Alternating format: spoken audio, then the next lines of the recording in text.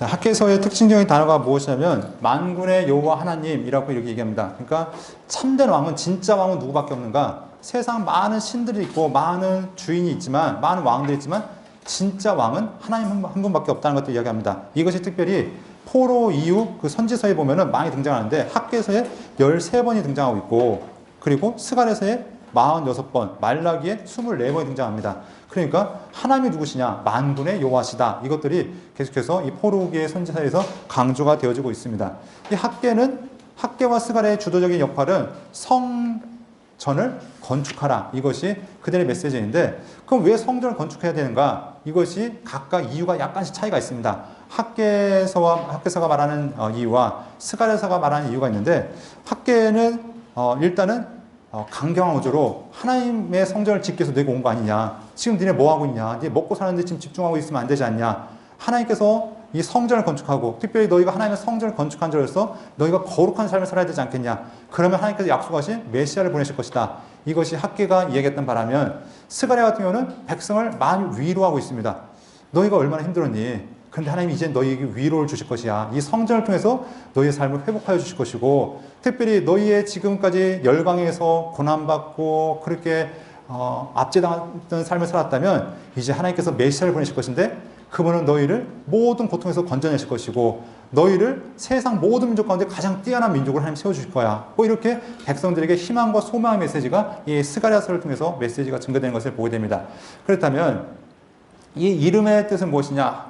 학가이라고 불려서 축제, 축일, 잔치, 이렇게 학계의 이름이 의미가 있습니다. 그래서 많은 사람들이 학계가 아마 태어났을 때 아마 이스라엘의 어느 절기이지 않았을까. 이 절기 때 태어났기 때문에 부모가 이 학계의 이름을 이런 축제라는 이름으로 짓지 않았을까라고 많은 사람들이 이렇게 짐작해 보고 있습니다. 그리고요, 기록자는 역시 학계였죠. 짧은 책입니다. 2장밖에 되지 않고요.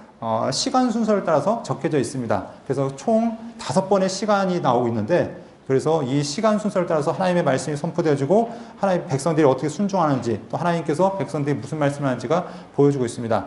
이 학계가 방금 얘기했던 것처럼 어떤 축제, 오순절이나 6월절이나 초막절 이런 절기들과 관계에 있을 것으로 보여지고 있고, 또한 특징은 스가랴와 비교해서 스가랴보다 나이가 많았을 것이다 라고 이렇게 짐작을 하고 있습니다. 그래서 우리가 학계에서를 이야기할 때 이렇게 하죠. 학계 할아버지는 이가 2개밖에 남지 않았다. 그래서 학계는 몇 장이요?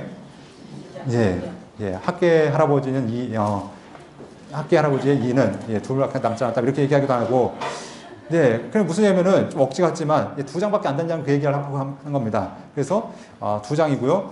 그리고 메시지는 아까 얘기했던 것처럼 굵고 짧습니다. 그래서 여러분이 읽으시면은 장수 차는데 참 좋은, 아이들이 성경 읽어라 하면은 딱 장수 채울 때 딱 좋은 성경으로 이렇게 볼 수 있는데요. 이 배경이 무엇이냐면 고레스 왕의 칙령이 내려졌습니다. 그리고 백성들이 귀환했고 성전을 짓는데 건축이 중단되었다는 거죠. 반대파에서 중단됐는데 몇 년 동안 중단이면 16년 동안 중단이 됐습니다. 그러니까 백성들 마음속에 이미 이제 좌절이 되어지고 포기가 되어진 거죠. 우리는 안 돼. 우리는 못해. 할 수 없어. 이미 그들의 마음속에서 패배감이 가득한 겁니다. 그리고 무관심으로 이제 언제 누가 지을까? 우리는 저 사명이 아니었나 봐. 이러고 있는데, 이 학계와 스가랴 선지자를 통해서 백성들에게 야, 니네가 온 목적이 무엇인데 성전 지어야 되지 않겠냐 하면서 이들에게 성전 건축을 재건할 수 있도록 촉구하는 이야기들을 우리가 볼 수 있습니다. 기록 유대는 520년경, 그러니까 이때가 언제였냐면 다리오 왕이 되고 이제 얼마 되지 않았을 때 다리오 2년에 바로 이 메시지가 선포되었다. 그래서 다리오 왕 2년 때 이 학계가 선포했을 때 백성이 순종함으로 다리오 6년에 완공되었는데, 그 시기가 다리오가 가장 마음이 너그러웠을 때였다라고 말씀을 드렸죠. 그래서 하나님께서 역사를 주관하셔서 이 성전을 건축할 수 있도록 하셨다라는 얘기도 했습니다. 기록 목적은 성전 건축을 나중에 포기하고 손 놓고 있었죠. 우리는 할 수 없어. 16년은 절대 짧은 시간이 아닙니다. 어마어마하게 긴 시간이죠. 그러니까 우리는 못해, 안 해, 할 수 없어 라고 생각하는 자들에게 성전 건축을 다시 해야 된다. 하나님의 성전이 지어져야 된다. 이것들을 독려하고 있고요. 그리고 완성하기 위해서 이렇게 이야기하고 있고요. 특별히 성전 건축보다 더 중요한 것은 성전은 거룩한 집이죠. 하나님의 거룩한 집이었다면 더 중요한 것은 이 성전을 들어갈 수 있는 백성들의 삶의 거룩이었습니다. 어느 순간 이들이 그런 헛된 선민주의에 빠져 있는 거죠. 하나님, 우리는 거룩한 민족입니다. 비록 우리가 성전을 짓지 못하지만 우리는 약속의 자손입니다. 그러면서 삶은 어때요? 완전 엉망이죠. 그런 자들에게 니네가 진짜 성전 건축, 중요하지만 더 중요한 것이 있다면 너희의 삶의 거룩이다. 삶을 회복해야 된다. 그럴 때 하나님께서 너희를 통해서 너희를 바른 신앙을 인도하시고 하나님의 약속하신 메시아를 보내실 것이다. 이런 이야기가 등장한 것을 보게 됩니다. 전체 복을 보면은 2장인데 총 시간 순서를 따라서 5개로 구분이 되어집니다. 1장 1절부터 11절까지, 12절부터 15절까지. 2장은 외우기가 쉽습니다. 1절, 10절, 20절. 그렇죠? 아닌가요? 1장 1절부터 11절까지, 12절부터 마지막에 이게 15절이고요. 2장은 1절, 10절, 20절. 이게 각각 시간 순서대로 이게 정해져 있습니다. 1장 1절부터 11절 이야기는 무엇이냐면 성전 지어라. 간단하죠. 왜 안 짓냐? 져라. 자, 그리고 12절은 무슨 얘기냐면은 백성들이 순종합니다. 알겠습니다. 짓겠습니다. 2장 1절은 뭐냐면 짓는데 백성들의 소망을 주는 겁니다. 야, 니네 볼 때 참 볼품없지? 그런데 나중 영광이 이전 영광보다 클 거야. 그러면서 그들에게 소망을 주고, 그런데 니네 성전 짓는다고 만사형통이 아니야. 더 중요한 것은 니네 거룩이야. 너희 거룩하지 않으면 성전 지어도 소용없어. 이게 네 번째 이야기고, 그리고 니네 성전 다 지으면 하나님께서 다윗의 자손, 특별히 지금 수룹바벨인데 수룹바벨을 통해서 하나님께서 그 이름을 뛰어나게 하실 거야. 이것은 메시아에 대한 예표인데 앞으로 수룹바벨 후손을 통해서, 다윗의 후손을 통해서 온 세상을 다스리시는, 열방을 다스리시는, 열국을 다스리는 왕이 오실 것이다. 이런 이야기가 하나님께서 주시는 이야기입니다. 그래서 1장부터 2장까지 크게 5가지 주제로 되어졌는데요. 그럼 한번 좀 더 자세하게 보도록 하겠습니다. 다리오 왕 제2년 6째 달, 곧 그 달 초하루에 누구를 부르셨냐면 학개를 부르셨습니다. 누구에게 가서 외치냐면 당시 지도자였던 스룹바벨과 예수와 제사장에게 가서 하나님 말씀을 전하는데 이런 얘기입니다. 백성들이 10년 전에 성전 건축이 중단된 다음에 그들은 무슨 얘기냐면 안 돼, 못해, 야 지금 때가 아니야, 시기가 안 맞아 하면서 여러 가지 핑계를 대고 있는 것이죠. 그때 하나님께서 하신 말씀이 무엇이냐면 야, 이 성전은 황폐했는데 니네가 판벽한 집에 거주하는 것이 옳으냐. 이게 뭐냐면 니네 먹고 사는 거 신경 쓰느라고 하나님의 성전은 신경도 안 쓰냐, 거들떠도 안 보냐. 그런데 한번 생각해봐라. 니네 한번 삶을 살펴보는데 9절 말씀에 보면은 너희가 하나님 성전 안 짓고 열심히 노력했는데 과연 부자 됐니? 너희 열심히 일해서 땀을 흘렸는데 정말 잘 먹고 잘 샀냐? 잘 살았냐? 너희가 열심히 노력했지만 다 누가 불어버렸다는 겁니까? 하나님께서 다 불어버렸다는 거죠. 그러니까 우선순위가 잘못되니까 너희의 모든 것들이 다 엉망이 되었다는 것입니다. 이스라엘 백성들이 왜 부름받았는가? 성전 지으라고 부름받았어요. 지금 이 공동체는. 그런데 그 일은 제쳐놓고 자기 일만 집중하니까 하나님께서 뭘 해도 안 되게 하시는 거죠. 안 되게 하신다면서 깨달으라는 겁니다. 깨닫고 제발 돌아오라고 하는데 이들은 16년 동안 이 핑계 저 핑계 되면서 지금 어떻게 합니까? 포기하고 있는 거죠. 그 하나님 말씀이 보시면 내 집은 황폐했을 때 너희는 각각 자기의 집을 짓기 위하여 빨랐음이라 하면서 하나님께서 그들의 죄를 책망하고 있는 것을 보게 됩니다. 그래서 하나님께서 어떻게 하셨는가? 하늘은 이슬을 그쳤고 땅은 산물을 그쳤고 내가 땅의 모든 이런 소산물에 한재를 들겠다, 안 되겠다, 망하게 했다. 하나님 말씀한 거죠. 그러니까 다시 우선순위를 바로 세우라는 겁니다. 니네가 무엇 때문에 왔느냐? 성전을 지어라. 이 얘기했더니 백성들이 알아듣습니까? 못 알아듣습니까? 알아듣죠. 그래서 스룹바벨과 예수아가 주도적으로 야, 우리 성전 지어야 된다. 우리 할 수 없다고 했던 그 모든 것들을 내려놓고 짓자. 그래서 그들이 어떻게 합니까? 여기 14절 봤더니 여호와께서 스알델의 아들 유다 총독 스룹바벨의 마음과 여호사닥의 아들 제사장 여호수아의 마음과 남은 모든 백성들의 마음을 감동시키며 여기에 직접적으로 하나님의 영이라는 단어는 없지만 하나님께서 그들의 마음을, 하나님의 영이 그들의 마음을 감동시키고 이 공사를 시작할 수 있도록 이끄신 것을 보게 됩니다. 그래서 이들이 학개가 외치고 3주 만에 공사를 시작하게 됩니다. 자, 이제 시간이 약간 흘렀습니다. 2장 1절에 보면은 여러분들 교재 보면은 교재 283페이지 보면은 학계 선자의 말씀 선포를 해서 전체 보기 밑에 보면은 이 날짜가 나와 있죠. 다리오 왕 2년 여섯째 달 1일. 이걸 현대력으로 바꾸면은 예. 주전 520년 8월 29일. 8월 네? 제가 잘못 읽었나요? 8월 29일 이런 식으로 각각 시간을 볼 수 있는데요. 이 세 번째 2장 1절은 언제냐면 일곱째 달 21일입니다. 이때가 언제냐면은 절기상으로는 초막절입니다.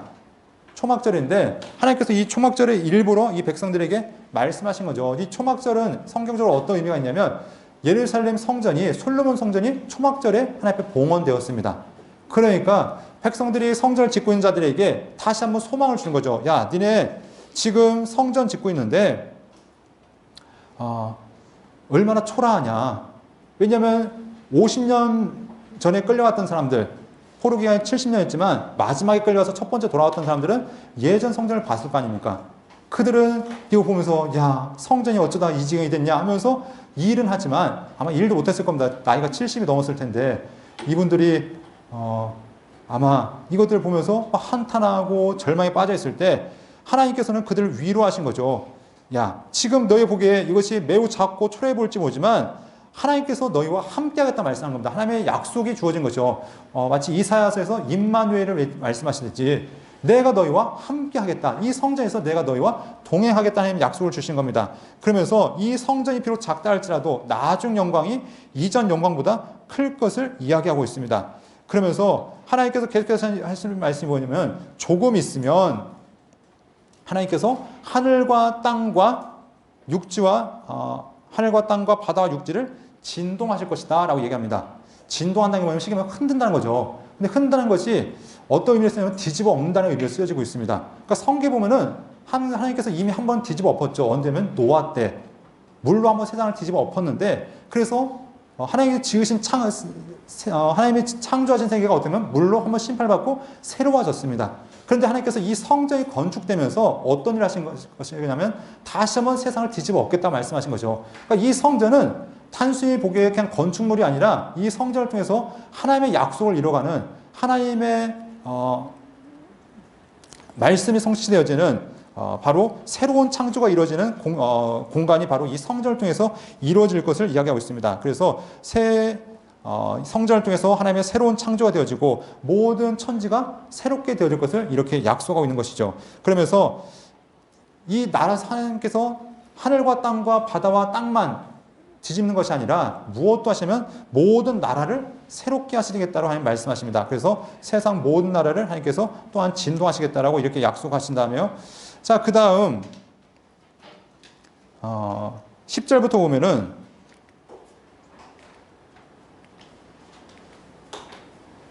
하나님께서 갑자기 이 백성들에게 회개를 촉구하십니다. 하나님께서 이 학계를 누구에 보내시면 제사장한테 보낸 거죠. 제사장들아, 학계야, 너는 한번 제사장한테 가서 물어봐라. 율법에 대해서 물어보기를 사람이 어떤 재물 같은 거룩한 고기가 있는데 이거를 이제 옷자락으로 쌌다고 하면은 이 옷자락은 거룩할까요? 부정할까요?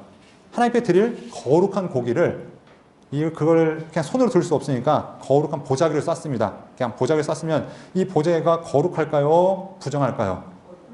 왜냐면 거룩한 재물을 쌌으니까 거룩한 보자기입니다. 그러면 이 거룩한 보자기를 가지고 좀 속된 말로 똥을 쌌습니다. 그러면 거룩한 보자기에 똥을 싸면은 이 똥이 거룩해질까요? 보자기가 더러워질까요? 예, 여러분 똑똑하시네요. 어떻게 이게 무슨 얘기냐면은 제사장한테 그걸 물어보라는 거죠. 예, 제가 좀 이제 말씀을 좀 비약적으로 얘기했지만 이렇게 얘기합니다. 너희가 그 거룩한 옷을 가져다가 옷자락을 가져다가 떡에나 국에나 포도주에나 다른 음식에 닿으면 이것이 거룩해지겠냐? 거룩한 보자기를 빵에 대면 그 빵이 거룩해질까요? 이거를 포도주에 대면 그 포도주가 거룩해질까요? 아니죠. 이 포도주가 묻으면서 보자기가 더러지고 빵에 하면서 거룩이 다 파괴가 되어집니다. 그러니까 무슨 얘기냐면 거룩은 전염되지 않는다는 거죠. 부정은 전염돼도 죄는 전염돼도 거룩은 절대 전염될 수 없다라는 것들을 이야기하는 겁니다. 왜 하나님께서 이 학계에게 이런 얘기를 하시냐면 니네 지금 성전 건축하고 있지. 니네 거룩한 일을 하는데 니네 삶이 부정하면 성전도 부정해질 수 있어. 너희가 중요한 건 성전 건축하는 거룩한 일을 하는 게 중요한 게 아니라 니네가 먼저 거룩해져야 돼. 그러지 않으면 하나님께서 원하시는 모습이 될 수 없다는 겁니다. 그러니까 성전 건축도 중요하지만 더 중요한 것이 뭐냐면 너희의 거룩이라는 것이죠. 하나님 백성의 거룩을 말씀하고 있다는 것입니다. 근데 여기에 예외가 있습니다. 율법에 보면은 모든 거룩은 전염이 되지 않지만 딱 하나 전염이 되는 게 하나 있습니다. 제단에 있을 때 모든 부정한 자가 부정한 걸 어떤 정결한 걸 만지면 다 부정해집니다. 그래서 혈루증이 있는 사람이 자리에 앉으면 그 자리가 부정해지고, 여러분 정상인 사람을 만나면 정상인도 부정해지고, 무엇을 먹어서 음식을 잡으면 음식도 부정해지고, 다 부정해지는데 이 부정한 사람이 제단뿔을 잡으면 제단뿔이 부정해질까요? 부정한 사람이 거룩해질까요? 네, 예외가 딱 하나 있는데 그것이 바로 구약에서 얘기하는 제단의 이야기입니다. 근데 신약에서도 나오죠. 여러분 혈루증 앓던 여인이 예수님을 만졌습니다. 원래대로 하면 그 예수님은 그날 하루 종일 아무것도 먹어서 안 됩니다. 왜냐면 부정한 여인이 만졌으니까. 그 예수님 부정 타서. 근데 어떻게 됩니까? 성경은 반대 얘기를 하죠. 부정한 여인이 거룩하신 예수님을 만나는데 반대로 거룩이 부정을 이겨버리고 완전히 정결케 해버리는 사건이 있습니다. 이걸 통해서 예수는 누구시냐? 구약에서 말씀하신 성전이시고, 아니 성전보다 더 크신 이시고 그분이 하나님이시다는 것들을 우리에게 이렇게 이야기하는데, 바로 이 거룩의 이야기를 이 2장 11절부터 12절까지 말씀하고 있는 것이죠. 그래서 이 이스라엘 백성들에게 거룩은 쉽게 오염되고 전염되지 않지만 오염되지 않는 것처럼 전염되지 않는 것처럼 너희가 하나님의 성전을 짓는다고 안심하거나 착각하지 마라. 너희의 삶을 하나님 앞에 회개하고 돌이키지 않으면 너희의 모든 삶이 하나님 앞에 부정하다라는 것들을 이야기하면서 그들의 삶의 정결을 이렇게 요청하고 있는 것을 보게 됩니다. 자, 마지막 20절부터 23절의 이야기가 무엇이냐면 제가 너무 나갔네요. 하나님께서 이렇게 너희가 정결해지면 어떤 일을 하시냐면, 그 전까지는 너희가 어떤 일을 해도 쌓이지가 않는 거죠. 하나님께 다 치시니까, 하나님께 다 치시니까 열심히 노력해도 안 되는데, 이제부터는 내가 너에게 복을 주겠다. 지금 이때가 언제냐면은, 여러분 앞에 다시 그 전체 복의 밑에 보면은 2장 10절이 12월 18일입니다. 12월 18일이 언제면 이스라엘 절기상으로는 한참 농사철입니다. 한참 농사에 바쁘고 수확해야 되고 이런 시기가 가장 바쁜 시기인데, 이들이 뭐 하느라고 붙어 있냐면 성전 건축한다고 붙어 있는 겁니다.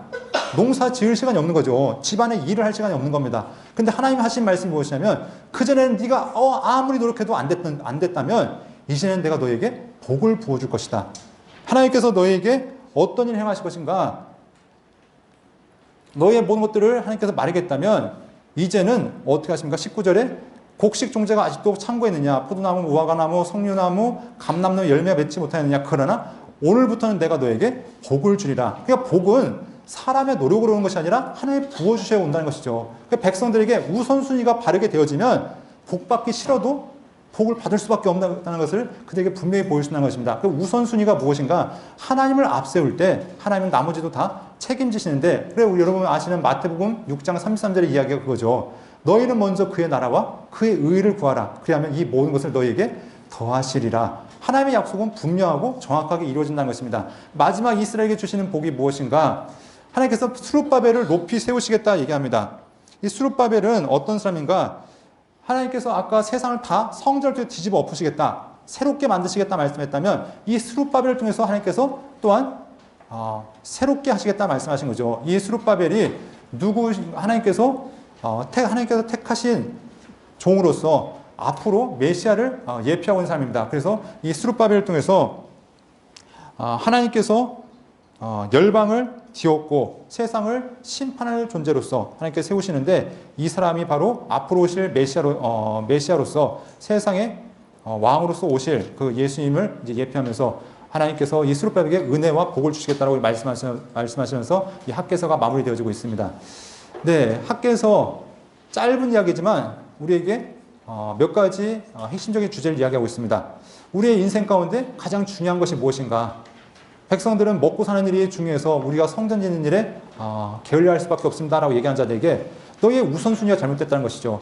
하나님을 앞세우면 하나님께서 너희에게 복을 부어주실 것이라는 것과 더불어서 두 번째 이야기는 성전 짓는 일 참 중요한 일이지만 더 중요한 것은 우리의 거룩이라는 것입니다. 하나님께서 원하신 것이 우리 삶의 정결함과 거룩을 원하시는데 이렇게 되어질 때 하나님께서 우리를 통해서 영광 받으시겠다는 것이죠. 그리고 하나님께서 이 성전이 지금은 보잘것없지만 하나님께서 이 영광을 크게 해주시겠다. 그런데 스룹바벨 때는 안 나타났습니다. 그럼 누굴 통해 나타날 것인가? 우리는 앞으로 모실 그분을 기대해 볼 수 있겠죠. 진정한 성전이신 그분, 진정하신 메시아이신 그분을 통해서 이것이 지금 당장은 나타나지 않을지라도 하나님의 약속이 분명히 이루어질 때가 있을 것이라는 우리가 기대를 해볼 수 있을 겁니다. 그래서 이 핫겟을 통해서 이스라엘 백성들에게 하나님과의 관계를 회복하라고 외치고 있는 이 핫겟의 메시지가 여러분 가운데 가슴 가운데 새겨지길 간절히 소원합니다.